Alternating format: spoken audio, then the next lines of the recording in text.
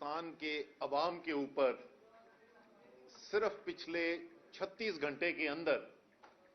4,500 अरब या 45,000 करोड़ रुपए का कर्जे का बोझ बढ़ गया है।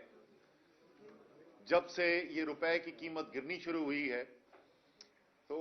इसके सियासी क्या मुज़मरात होंगे, इसके समाजी मुज़मरात क्या होंगे, मैं उसके ऊपर बात करने से पहले ये जरूर पूछना चाहूंगा कि ये जो पिछले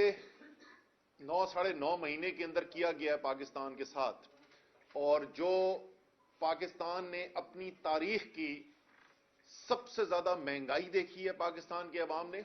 और ये अदादो शुमार कहीं शौकत तरीन साहब अपने घर से नहीं लेके आते हैं, ये इसी हुकूमत के इदारों से हर हफ्ते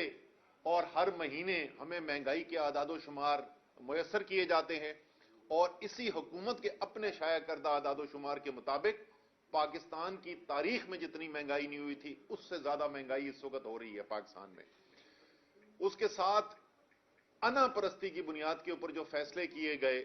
और उसके नतीजे के अंदर सिर्फ यह कि मैं बढ़ के मारूं यहां पर आके और मैं बोलूं कि जी देखो मैं आ गया हूं अब रैम्बो,